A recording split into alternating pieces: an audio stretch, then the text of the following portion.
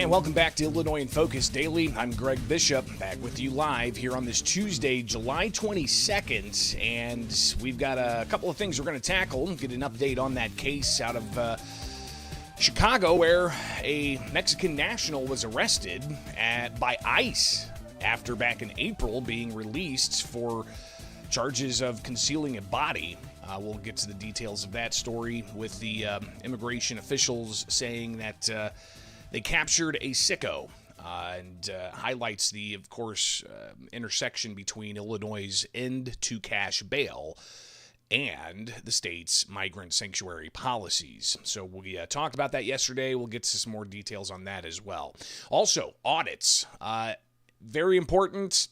Helps an organization like the state of Illinois know how their tax dollars are being spent. We haven't had audits come out for previous fiscal years before legislators go and approve a new fiscal year budget for years. So talked with the comptroller last week, and she shared some updates on how they're going to go about getting faster audit reports. So we'll touch on that as well. And a little bit of fun for the final segment. It'll be a short one, but one of the board members of Aurora Sportsman's Club, when I was over there during the weekend, walked us through one of their exercises. He performed it, and then he talked about it as they moved forward with somebody else performing the obstacle. So we'll take a look at that as well. A lot of footage out there to be had with the Aurora Sportsman's Club. So really appreciate them letting me tag along and ultimately film what they were doing there on the grounds. So that's coming up as well. But of course, you can go to the website, thecentersquare.com, where you can get the newsletter each and every weekday morning. Just click on newsletter, and you can get the headlines in your inbox for what's going on across the country, including in other states and Washington, D.C., but also the Illinois page. You can get Illinois' headlines, some of which we're going to be talking about this morning. So again, go to thecentersquare.com, click newsletter, sign up for that today, and if you're feeling generous, you can donate as well. We are a nonprofit newswire service dedicated on getting information out to you, the taxpayer, to let you know how your government is spending and operating with your tax dollars. So go to thecentersquare.com and make that happen, but you can also wake up with us here each and every weekday morning for Illinois in Focus Daily, and get the podcast where you get podcasts. Just search Illinois in Focus and you'll find it. All right, coming back, we'll talk about that arrest of a Mexican national months after being arrested for concealing a body. So stay tuned. That's next here with Illinois in Focus Daily.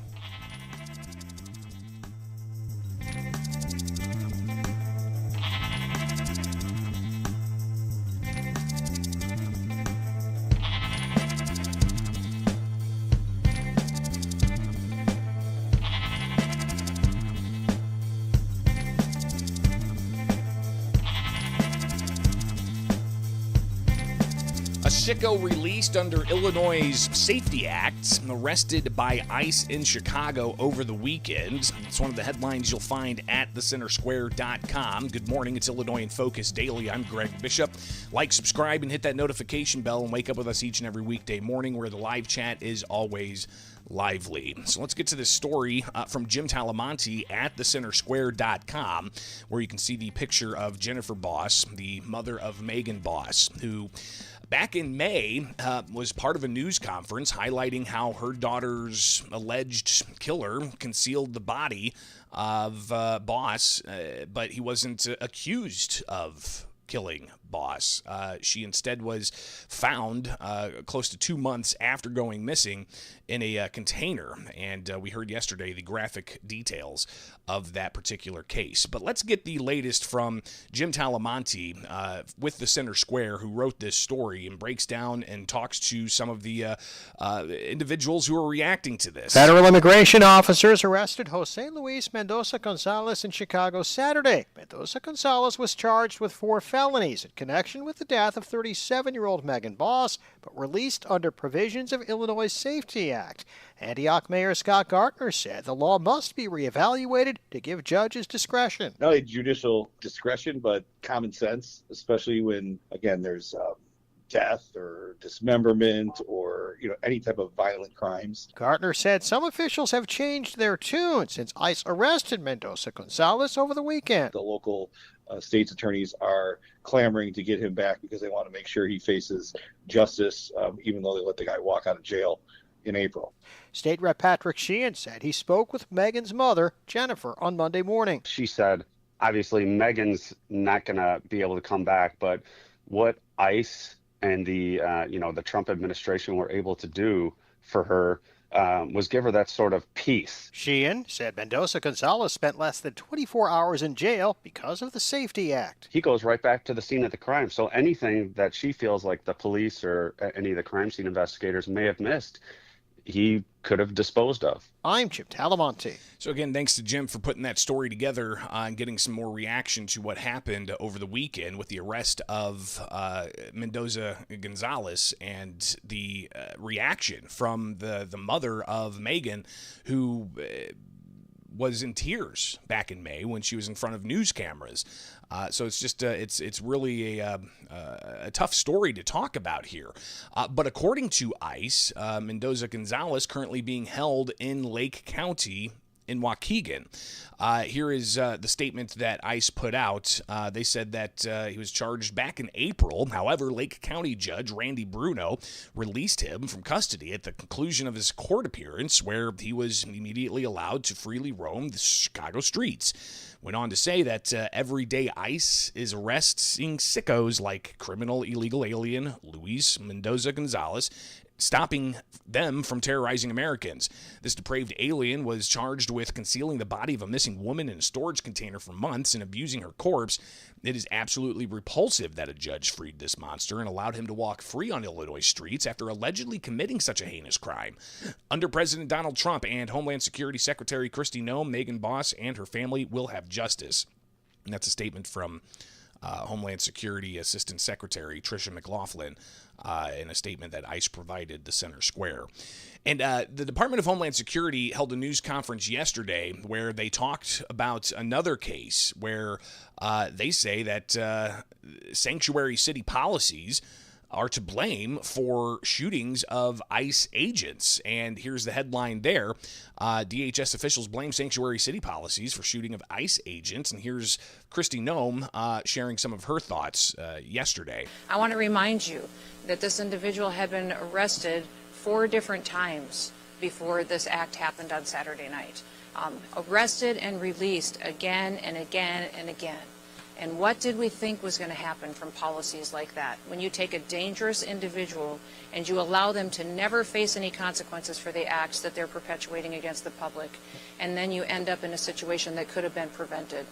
So Noem talking about an incident that happened over the weekend in New York. An off-duty New York Immigration and Customs Enforcement agent was attacked, and you've got the border policies coming into stark focus. Tom Homan, the border czar for the Trump administration, was also at that DHS news conference yesterday, and he said that sanctuary cities are now the target of DHS officials to go after criminal illegal aliens.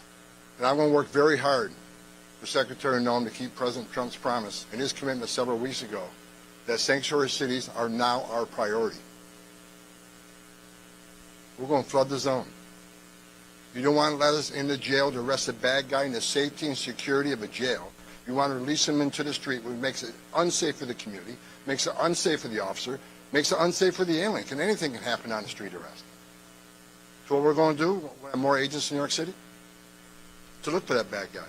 So sanctuary cities get exactly what they don't want, more agents in the community and more agents in the work site. If we can't arrest a bad guy in the safety and security of the county jail, then we'll arrest him in the community, and we'll arrest him in the jail. And when we arrest him in the community, if he's with others that are in the country illegally, they're coming too.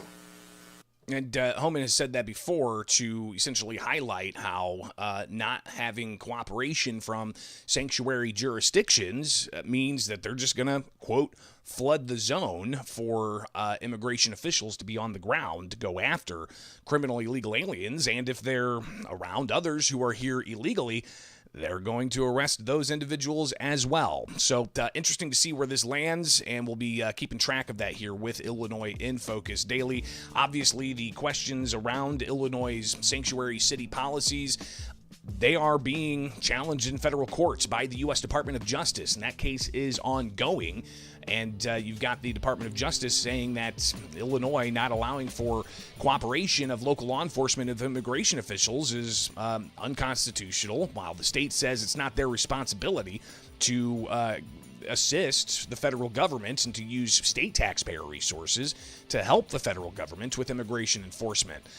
While that case continues, spotlight still very much on how ICE and DHS conduct immigration enforcement with increased dollars from that big, beautiful bill that President Donald Trump signed. So much more coming out of this. You've got Governor J.B. Pritzker, who are going to hold a news conference today on an unrelated issue, and Chicago Mayor Brandon Johnson also holding an open-ended press availability later on this afternoon. So we'll see what they have to say about this. It's Illinois in Focus Daily. Like, subscribe, hit that notification bell, and wake up with us each and every weekday morning here for more Illinois in Focus Daily.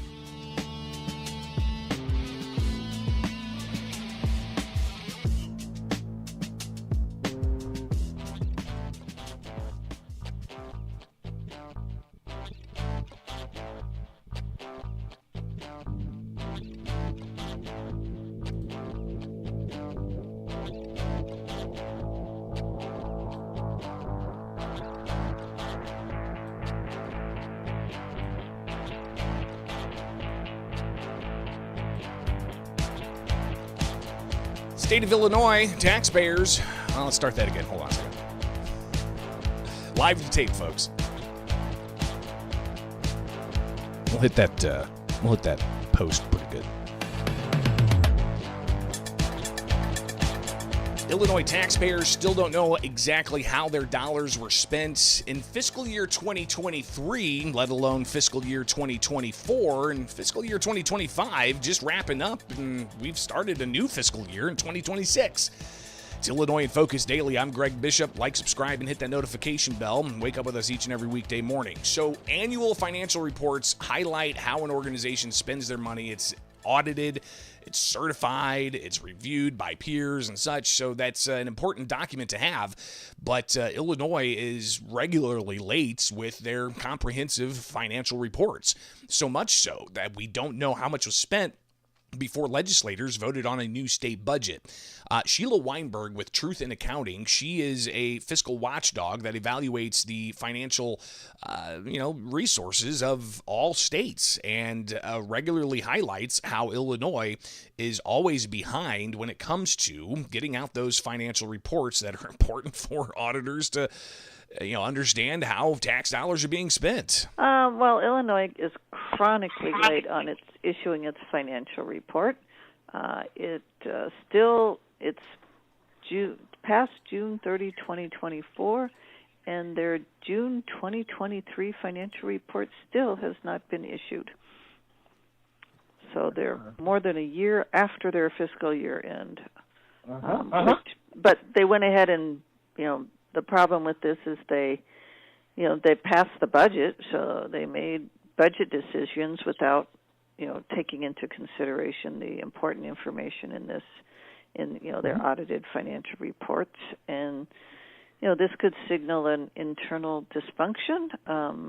Something is going on, either in the agencies that they can't get their numbers together, the auditors, either, can't get the audit done on time, or the comptroller's office can't, accumulate all the data on time. So again, So something dysfunctional there. she says there's something dysfunctional going on, and I talked with Illinois Comptroller Susana Mendoza, where you can go to her website and see for yourself that they don't have the audited financials yet. And if you pull up Illinois Comptroller .gov, you can go to where they have the financial audits available, and you'll see that they've got fiscal year 2022's audits, but they have an interim report for fiscal year 2023, not the actual fiscal year 2023 audit. And a note up here says the comptroller cannot issue the annual comprehensive financial report until the Auditor General has completed their audit.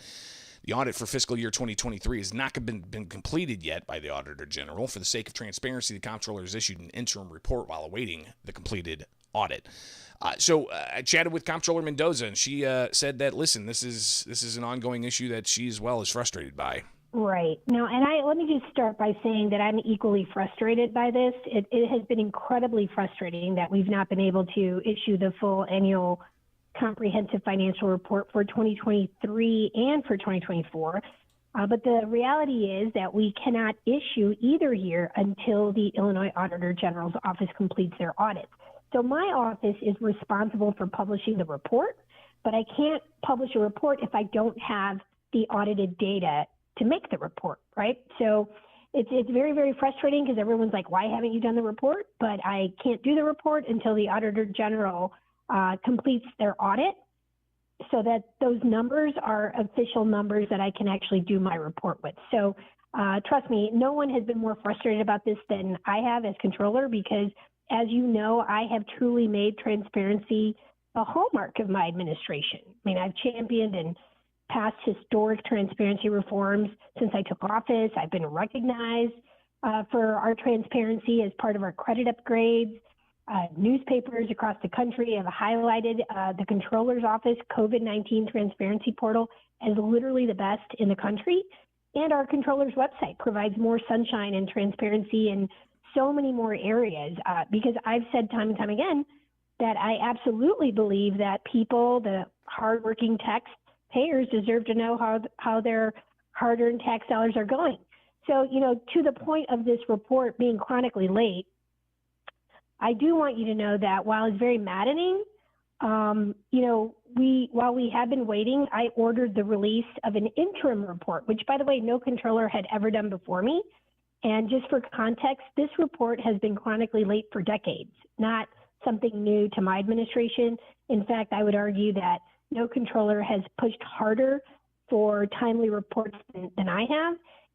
In fact, that's why I have produced these interim reports for fiscal year 2023 ACFA report. And I'm anxious to obviously release the full reports for 23 and 24, but can't do so, like I said, until the Auditor General gets his job done. And we have been in constant contact with the Auditor General's office, as well as the administration, about moving this process along as fast as possible. To that point, Greg, I have helped organize multiple meetings with the Auditor General and with the Governor's administration to express my deep frustration and to discuss what can be done to get these reports out on time. And I guess the good news here is that as a result, our three offices have agreed now on a new process that will begin in fiscal year 25 that is a statewide audit as opposed to individual agency audits by the Auditor General. Now, did you know, Greg, that Illinois is unique in that we do individual agency audits versus full statewide audits like just about every other state in the nation does? We're like the only ones that do it this way. Again, Comptroller Susana Mendoza, part of a conversation I had with her last week, and I didn't know that. I didn't know that the Auditor General starts with individual state agency audits before they do the full statewide, compiling all the state agencies together. And yeah, that could take a lot of time. There's dozens of statewide agencies and a lot of money going through all of them.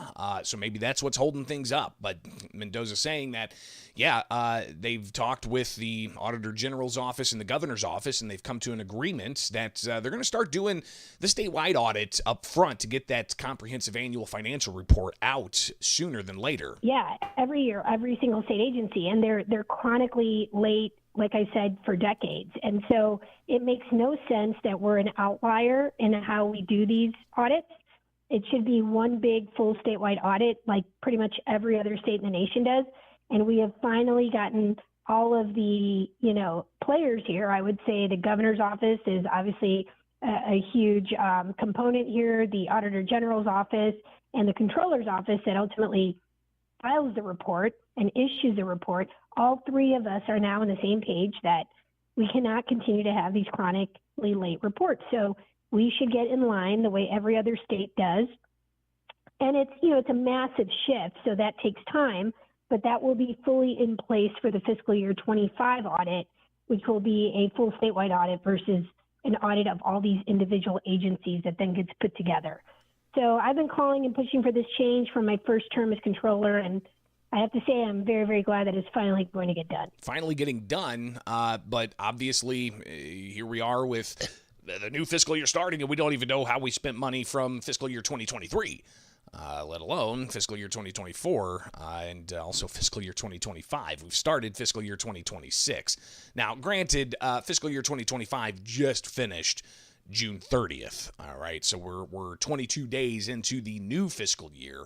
And you can imagine, give them a little bit of a buffer to get the most recent 2025 numbers, but Mendoza says that's what they're going to be doing, is looking at the statewide audit instead of individual agencies to compile the statewide audit. Here is Mendoza talking about, does this require a change in law to change how the audits are done, going from statewide before compiling all to or going from state agency by agency and then compiling it into a statewide audit, or just starting with the statewide audit? Is a law change needed? Originally, I tried to do it through legislation, but, I kept getting massive pushback. But now we have had these, like I said, multiple meetings on this issue.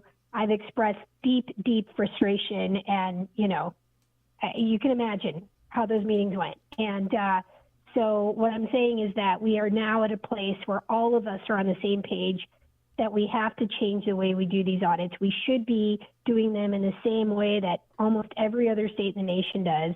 That works just fine, where people get the reports out on time.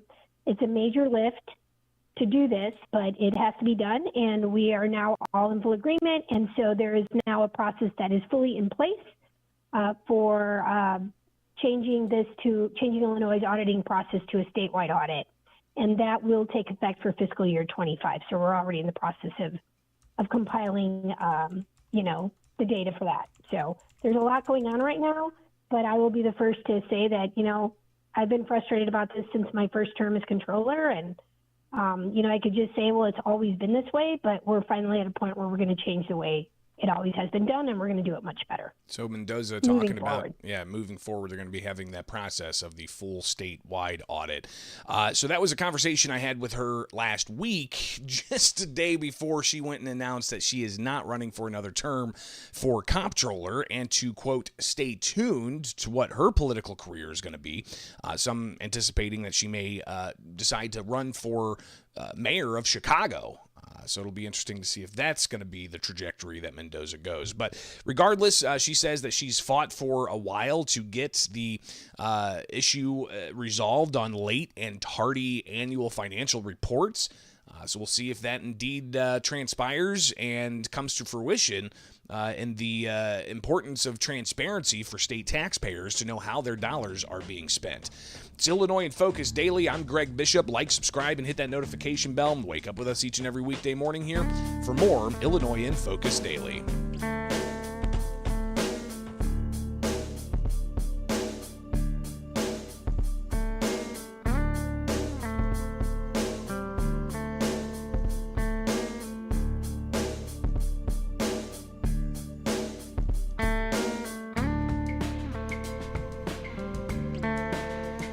Running and gunning. That's what is describing practical rifle training. And the PR guys over at Aurora Sportsman's Club did all kinds of competition. We'll actually delve into some of that in the training that they do here with Illinois in Focus Daily. I'm Greg Bishop. Like, subscribe, and hit that notification bell. Wake up with us each and every weekday morning as we break things down happening here in the state of Illinois. And if you go to thecentersquare.com and subscribe for the newsletter, you can get this headline in your inbox.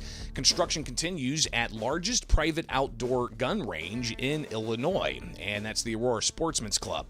Yesterday we shared the interview I did with Todd Vandermeide, the president of Aurora Sportsman's Club, where he talked about the club being 300 acres and having nearly 3,000 members. They're taking new members, and they've got just rifle range after handgun range after indoor ballistic rooms and so much more out there at the club.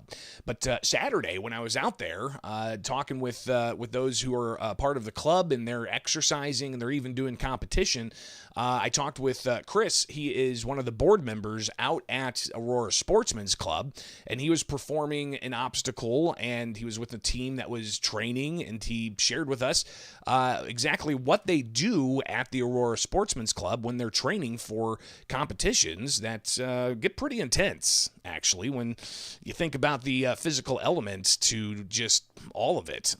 Carrying a firearm, being able to aim, and hitting that target while you are kneeling and squatting and standing up and jogging and all of that. So let's see exactly what the guys there at guys and gals at Aurora Sportsman's Club are doing. My name's Chris Engstrom, ChrisEngstrom.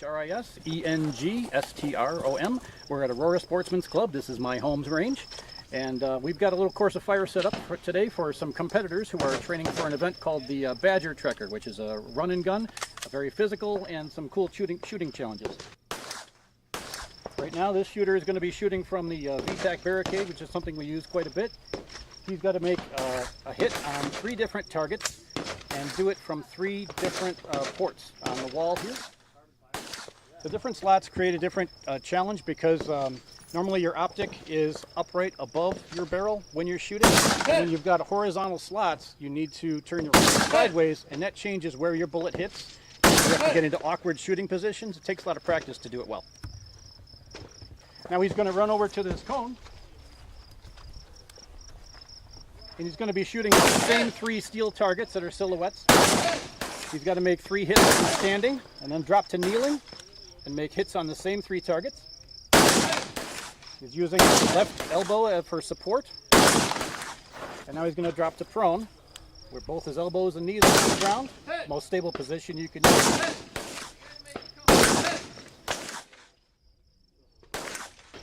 Now he's going to run over to what we call the tank trap. And he's got to shoot from 3 different positions on here. 2 of the upright points and 1 with the crotch in the middle.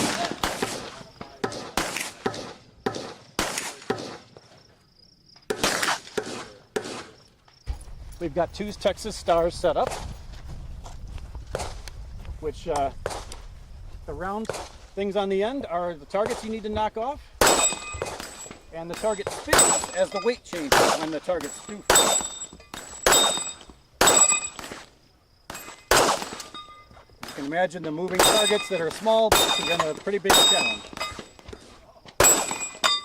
This guy's got his game together. Okay, now he's going to go down here. He's going to shoot the plate rack, which is a row of 6 horizontal plates.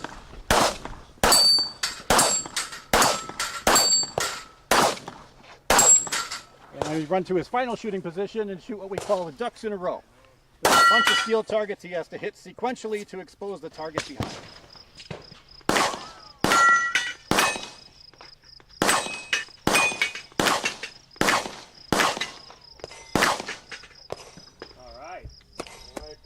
I think about 12 yards for that last engagement. The other distances varied a little bit, but this is just one of the many things we do out at Aurora Sportsman's Club.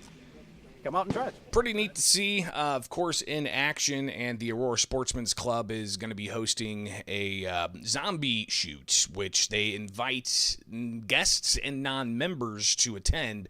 And that's going to be coming up the second Saturday of September. I actually do plan on heading back out there to film some of that as well, and to talk to some of the people who are willing to chat about this and a whole host of other things. Of course, all of this with the ongoing construction of Aurora Sportsman's Club, which we saw yesterday in the video with Todd Vandermeide.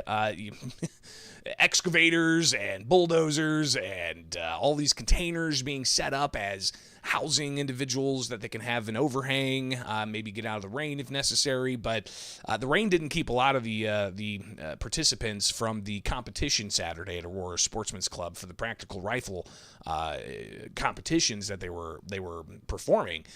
So that they do rain or shine out there, and it's a pretty incredible sight to see, especially in the state, as you've got them growing. The ongoing lawsuit against the state of Illinois' gun and magazine ban continues. You've got the Protect Illinois Communities Act that was enacted back in January of 2023. And then shortly after, federal lawsuits filed in the Southern District of Illinois. A federal judge last year finding the law was unconstitutional, but it's in the appeals court now with the 7th Circuit U.S. Court of Appeals setting the September 22nd oral arguments. So that's going to come up like a week after you've got the zombie shoot at Aurora Sportsman's Club.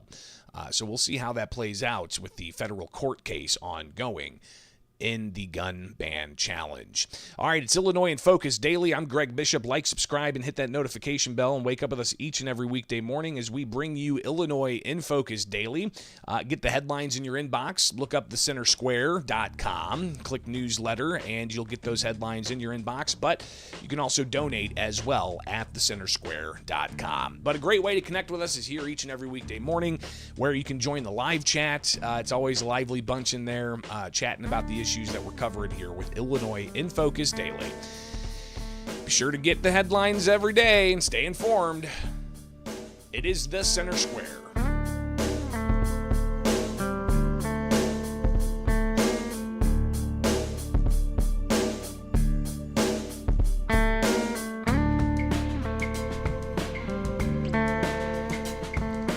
All right, it's all I got for you on this Tuesday.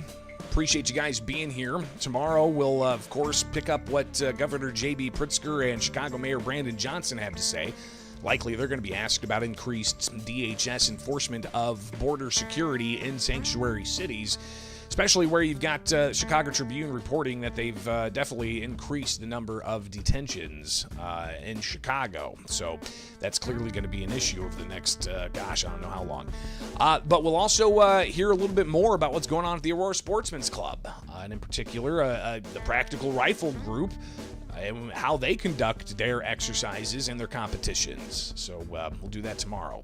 It is Illinois in Focus Daily. I'm Greg Bishop. Like, subscribe, hit that notification bell, and wake up with us each and every weekday morning here for more Illinois in Focus Daily.